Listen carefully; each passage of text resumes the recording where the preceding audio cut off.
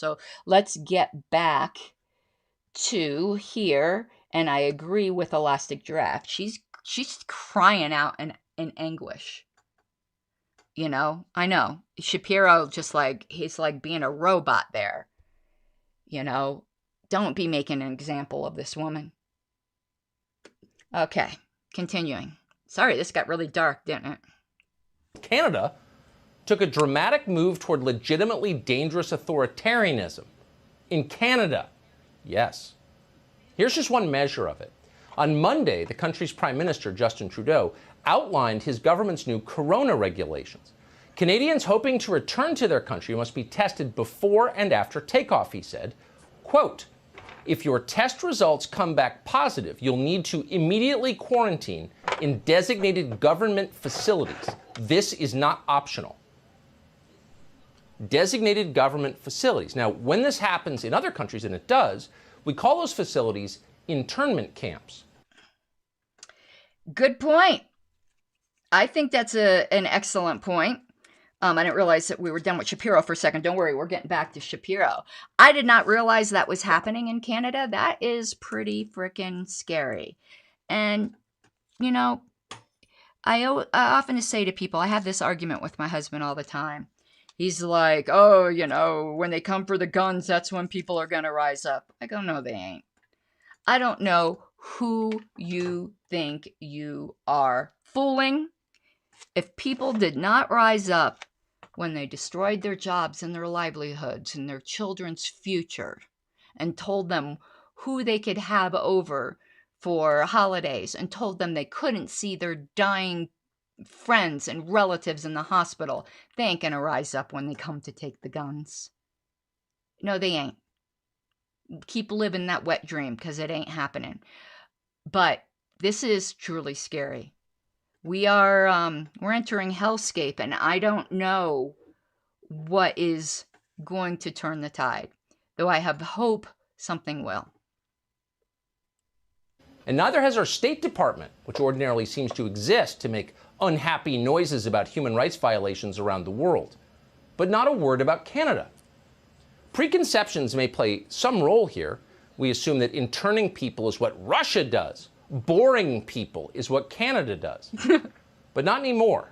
Suddenly, Canada is a flagrant violator of the most basic human rights. Fail a COVID test and they will lock you up without trial and go ahead and try to disobey. According to the Canadian government, anyone who attempts to avoid these rules, detention in a government internment facility, for example, could face $1 million fine and 3 years in prison. This is Justin Trudeau's Canada. Okay, I'm going to ask somebody if you could make a comment, even if you just type in comment, because I think my comment screen, froze. Something weird happened with it, and I'm just trying to test it. Okay, you got to admit, that was pretty funny from Tucker, that we thought, and you just thought Canada was there to bore people to death. I'm sorry, it's just too much fun to make fun of Canada sometimes. Oh my God, I'm sorry. I'm sorry if you're from Canada. Yeah, but yeah, our Justice Department seems... Mike says won't let me comment, and I see the comment. Okay, thank you, everyone. And if you're wondering what I'm doing with these, no, I'm not getting ready to play football. This is guides for when you have hooded eyes. You need to do this to do your eye makeup. Yeah, so yeah, why isn't our Justice Department saying anything about this? Interesting, right? Is it just because we only expect Canada to be boring and Justin Trudeau just to make a continuous ass out of himself in silly costumes? And Richard says he doesn't see his comment, but I see your comment. So yeah, I think there's something more of Tucker. Again, I never remember, but I'm just gonna laugh. And I'm gonna relate to you guys a Michael Malice joke. Okay, I know, I just think Michael Malice is hilarious. If you don't, okay, might be an acquired taste, but he makes me pee my knickers. So apparently, I think it was the Libertarian Party of Canada that asked him if he would run their Twitter account, and he said that he only works for countries that don't suck. And I just laughed my ass off. Sorry, Canada. Not really, but yeah. In Canada, where everything has a euphemism, those cells are referred to as approved quarantine hotels. What are they like? Well, as noted, they're internment cells. What do you think they're like? There are shortages of food and water. You could be sexually assaulted as you're held in one. Wow. Okay. Yeah, Canada is very well known for its euphemisms. That is true. And yeah, wow. But there's more. This fall, the CBC, Canadian State Media, ran a story with this headline: Prime Minister health officials warn Canadians against believing COVID-19 internment camps disinformation. Warn them against believing. Sound familiar? That claim, that conspiracy theory, said CBC, that the federal government is preparing to forcibly intern Canadians is patently false. The CBC assured Canadians the government was preparing, quote, voluntary quarantine sites. Yeah, voluntary in the sense of being mandatory, which is what they are. They're mandatory. I know, that's funny. Voluntary. You know what that reminds me of? What was it? I don't know whether this is a real quote or not, or whether it's apocryphal, but was it Ford who said that you could have a Model T in any color you wanted as long as it was black? Yeah, it's voluntary, as long as it's mandatory, but it's voluntary. That's what we're going to call it. Oh my God. Oh, voluntary. And don't you dare question. Don't you dare. Does anyone... I want to meet the people who actually believe the media. I don't know. I have someone on my friend list that actually does. Sorry, Jesse, if you're watching this, but you're who I'm talking about. Yeah. Who believes this shit? What? I used to think it was somewhat of a insult to call somebody a conspiracy theorist, but right now it's the conspiracy theorists that are making, more sense. And I think was it Dave Smith that had said there was something they were saying that Alex Jones even disbelieved, and they were like, yeah, Alex Jones is saying there are indeed lizard people who are controlling everything, but no, that one thing, that's too far. But yeah, it's not a conspiracy if it's true, and simply labeling something a conspiracy makes it no more one. It's not just the conspiracy theorists that need proof. It's also the people who are claiming it isn't true that need proof. Not claiming you need to prove a negative, but you do need to prove what it actually is if you're saying it's not the conspiracy.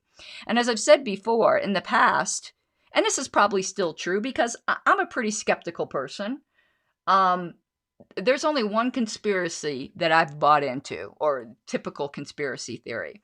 You guys have probably heard me say it before, and that's TWA Flight 800. A missile brought that bitch down. Nothing's going to convince me otherwise. But so far, that's the only one I'm completely, I was going to fuck with you all. Excuse me. I was going to screw with you all and say flat Earth, but I just couldn't do it with a straight face. All right. I think that's it for Tucker. Wait, no, maybe not. I think he's going to talk some more about things that have actually happened in these voluntary, mandatory, not internment holidays. What's so interesting is that Canada's new rules apply only to COVID patients. Other transmissible diseases are exempt. People with AIDS aren't being sent to internment facilities, thank God. No one's tried that since Fidel Castro did it in the 1980s.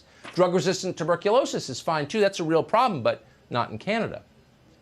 Only COVID, a disease with a 98% survival rate. Okay, correct. Obviously, I'm not saying, just like I don't think Tucker's saying, that all these other diseases should be, put away on a leper's island either. But it is funny. There is definitely a larger agenda going on here. That's not a conspiracy. What it is, I don't know. But I think you'd have to be pretty stupid to think we know everything that is going on.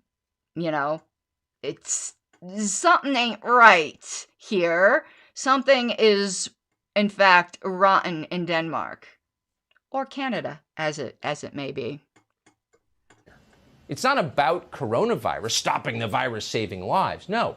This pandemic, he said, is an opportunity to permanently change Western civilization. This pandemic has provided an opportunity for a reset. This is our chance to accelerate our pre-pandemic efforts to reimagine economic systems that actually address global challenges like extreme poverty, inequality, and climate change. The Great Reset. And we don't want to give Justin Trudeau too much credit. He may be sinister, but he's not smart. It's not like he thought that phrase up. No, he took it from his role models in this country. At a forum hosted by the World Economic Forum in mid-November, John Kerry, our new climate czar, laid it out. Yes, he said, the Great Reset will happen. And I think it will happen with greater speed and with greater intensity than a lot of people might imagine.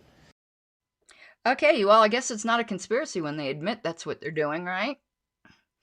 I mean, come on. I mean, obviously this is a big... I'm not saying that COVID isn't real. I don't buy that for a second. It's real. But you know how the state doesn't allow any emergency to go, you know, unutilized. They definitely are using it to socially engineer, and we should be greatly resentful and resistant of that. But no, we're like Baba sheeps. So yeah, no, it's definitely not a conspiracy when they admit it, is it? I wonder what is next. No, I don't. But there is a ray of hope here. Notice how in the quote they said that this is going to happen quicker than people realize. Robin Kerner did a presentation about how social dynamic changes can happen rapidly. It can happen rapidly for bad. It can also happen rapidly for good. I do think if we survive as a species, that the next major leap forward is a libertarian leap, is a leap towards non-aggression, and that it can and will happen very rapidly. Might not look like it now, but it certainly didn't look like slavery was going to get abolished either. 10 years before it did. Putting a mask on for us? Yeah, when I'm talking to the TV camera, I'm not going to wear a mask, and all of us have been immunized, so... It'd make us feel better. You're welcome to step away if you like. The whole point of a vaccine, CDC guidance, is what we're following. The whole point of the vaccine, as if we needed to be reminded. We do, because we've lost sight of that. That's what the science says. But nobody cares what the science says. Wear your obedience mask immediately. It would make us feel better.